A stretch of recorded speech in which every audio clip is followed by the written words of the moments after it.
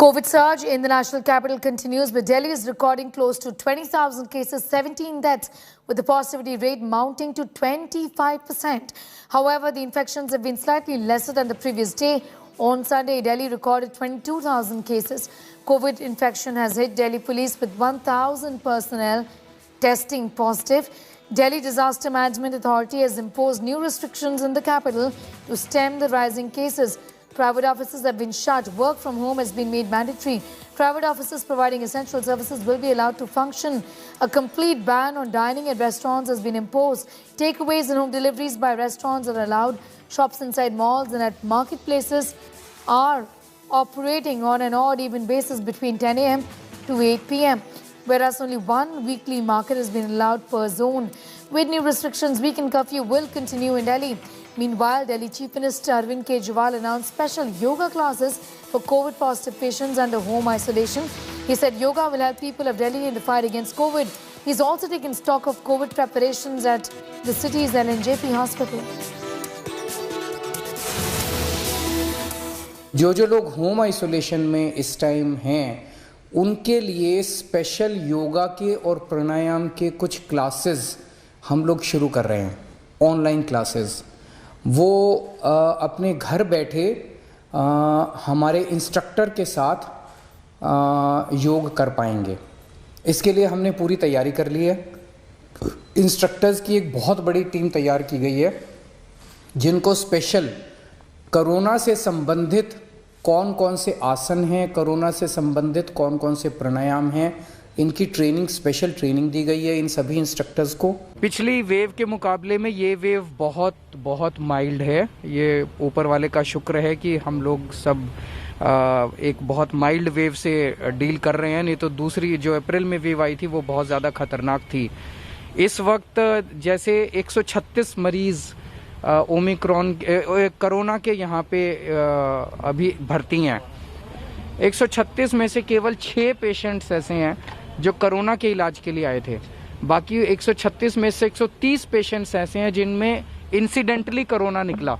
वो किसी और बीमारी के लिए आए थे लेकिन इंसिडेंटली कोरोना निकला। Hotels still were suffering because unless and until travel really starts, there will be no business in the hotels. In the first COVID wave, the performance went to 1 to 3%. Obviously, everything was shut down. The second COVID wave, it came down to about 11 to 15%. Situation is really grim. We have to realize that this is the only sector which has been hit badly. I mean, of course, all of them have been hit badly. This is the worst. देखिए, number तो बढ़ते जा रहे हैं। अगर आप पिछले 8-9 दिन से ही देखें तो ऑलमोस्ट 4-5 टाइम्स हो गए हैं। कहाँ 200-300 जैसे दिल्ली में शुरू हुए थे, कहाँ 20,000 क्रॉस कर चुके हैं। जिस तरह से नंबर बढ़ रहे हैं तो ऑलमोस्ट एक पीक आने वाली है जनवरी में। और मैं आशा करता हूं, जैसे जो साउथ अफ्रीका में हुआ था इस पर्टिकुलर स्ट्रेन में, सीधा ऊपर गई थी और सीधा ही नीचे आई थी। तो मैं बहुत उम्मीद करता हूं कि जिस तरह से अनफॉर्चुनेटली ऊपर गई है, आई होप फॉर्चुनेटली वो नीचे भी आए और सडन फॉल भी हो, स्टीप हो। Well, the COVID third wave is here as India witnesses a massive spike in cases. The caseload is rising at a much faster pace this time as the country has reached the grim mark of 1 lakh cases per day in just 10 days. But we will witness third wave peak anytime soon is what many experts seem to be suggesting. I filed this report earlier.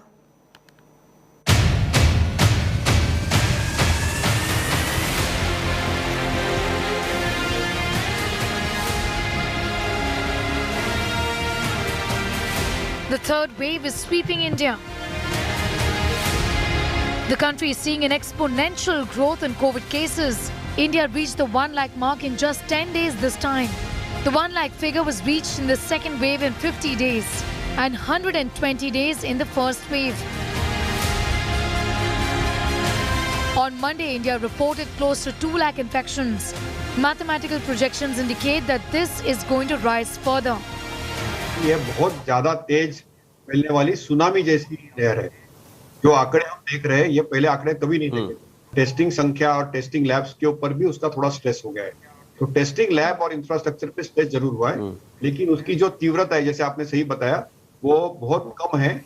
और अस्पतालों में अभी अगले 2-3 हफ्ते में हमको पता चलेगा, बहुत ज्यादा इसका इम्पैक्ट नहीं होगा। While experts differ on when India will peak, most agree cases will decline by the end of February.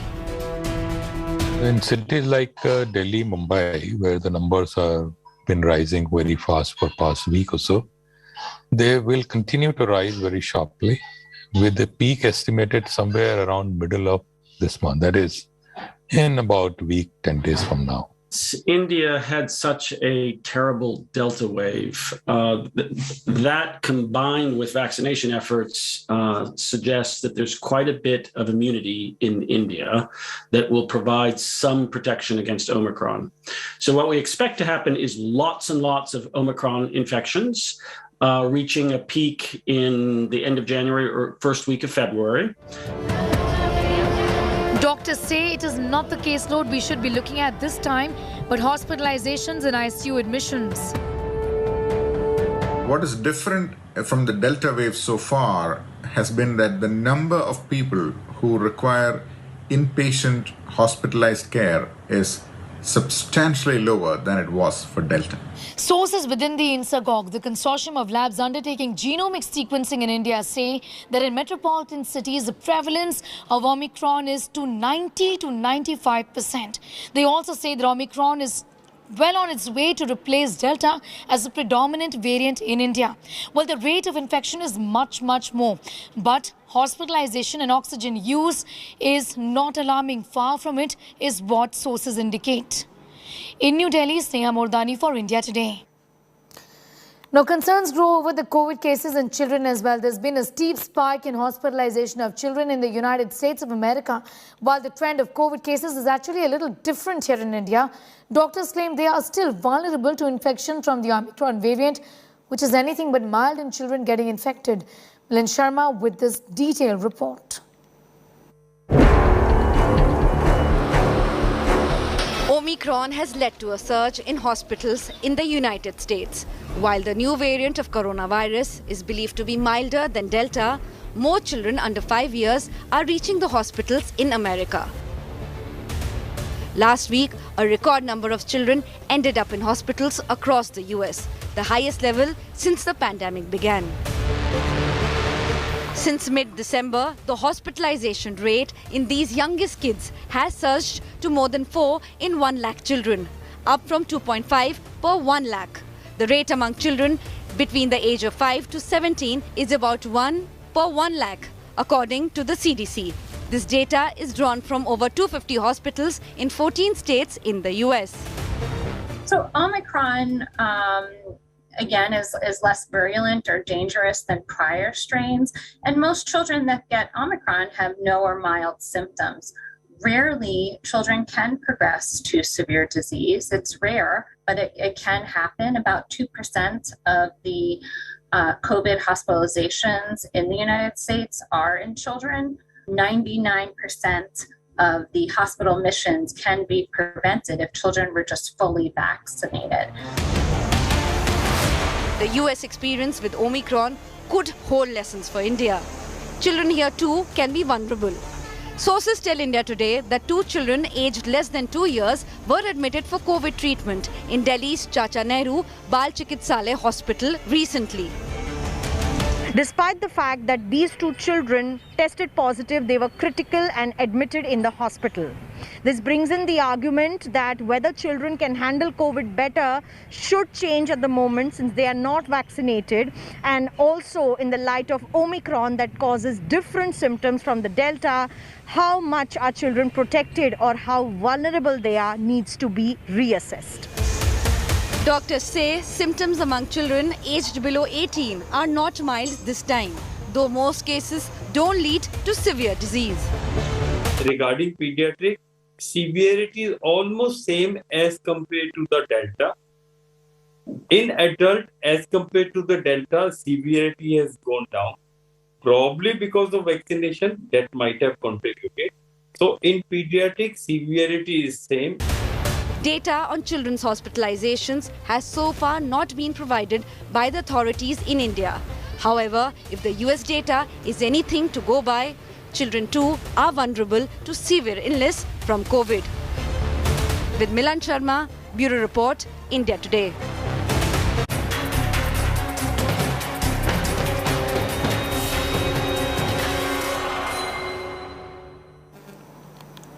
Now, in spite of all the outrage, Karnataka Congress chief D.K. Shivakumar has refused to stop the mega Padyatra. Shivakumar was seen leading thousands of Congress workers in the Padyatra for the third straight day, unmindful of the criticism over violations of COVID norms. Shivakumar this time was accompanied by Siddaramaiah after the former chief minister had skipped yesterday's rally. Two Karnataka Congress leaders have tested positive after the party's Mikudatu Padyatra amid the pandemic. Both leaders had come in contact with Shivakumar, who has been refusing to take COVID tests. Former Minister Revanna, who took part in day one of the inaugural Padyatra with DKS, has tested positive.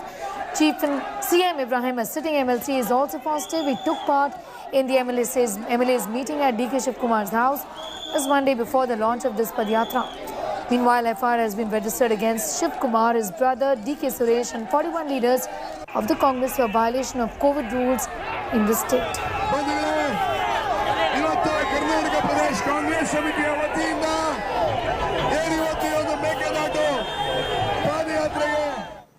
India Today exclusively spoke to Karnataka Congress President D.K. Shivakumar. He's alleged that facts are being manipulated and is also hitting out at the Bombay government there. Take a look.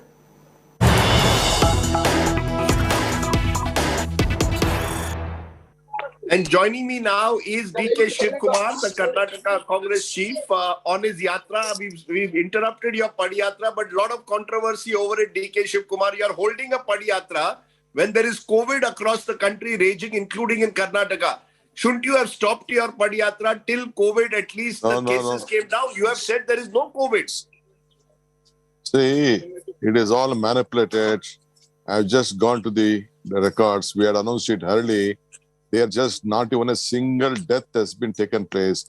Not even a single patient in my district where we are doing. There is no one who has been admitted in the ICU. But Mr. Shivakumar, the fact is that there is the cases have risen in Karnataka, and the fact is that these are warning signs. Your own party high command is saying we don't. Priyanka Gandhi Vadra says we are conscious of public health. We won't do big rallies, and you are doing a big Padyatra. See, I'm telling you, UP is different, Karnataka is different. Here, government itself is just trying to create numbers. Earlier, they was just telling that we just created. It is not a big. I've just gone to the detail. I've spoken to the doctor. But Mr. D.K. Shivakumar, how can you say that cases from Karnataka, that all of this is manipulated? This is medical. Why are you going against science? No, I'm not going science. They are not looking at science. They are looking at politics. They are looking at politics. They want politics. See, whoever gets a negative in the international, who comes from the flight, they come with a negative certificate. As soon as they enter Karnataka, they become positive. Come, let me see. See where the Padyatra is going on. Not even a single patient is in the ICU. Not even a single death has taken place. Yesterday they sent an officer. It is very irresponsible that if you travel without social distancing, without proper masking, no testing, you are a senior leader, sir. Yes, I'm telling you. The government, yesterday they sent one officer to me who has a COVID to me to get me a sample. Who has a COVID, now who has been declared, they're sending me for getting a sample. This is the administration going on. The worst ever, most corrupt government. No, but Mr. Shivakumar, in Bengaluru, citizens are being put under night curfew. No. They are just harassing. Life is being damaged. They have to close their shop. They are harassing. You can go on a Padyatra. They are harassing the people there. They are harassing the people. They just because to stop our Padyatra, they are harassing the people. They are putting curfew. They are putting weekend lockdown. All these things only for the sake of political gain to stop us growing. They can't digest the popularity what we are having. They are trying to do all these things. Let them do that. Well, even as outrage speaks over D.K. Shivakumar's mega Padyatra amid the pandemic, the BJP too is guilty of brazenly violating norms as well. So it's all netas. On your screens is the big birthday bash of former BJP minister and mining baron Janardhan Reddy. Huge crowds gathered for the event. Several VIPs, including Minister Shri Mululu and MLA Somashekar Reddy, were there. The event was in complete violation of the COVID norms that are in place. Second instance of BJP netas flouting norms during the third wave. MLA Renukacharya had also attended a massive festival in Karnataka's Honali yesterday with zero regard for masks.